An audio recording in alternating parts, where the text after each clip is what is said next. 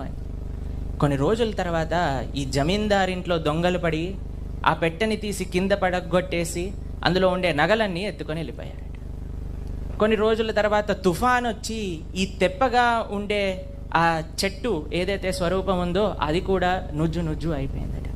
కానీ మూడవ చెట్టు ఏదైతే భగవంతుడి యొక్క పూజా మందిరంగా తయారైందో అది శాశ్వతంగా భగవంతుడి యొక్క సేవ చేసుకుంటూ ఉన్నది.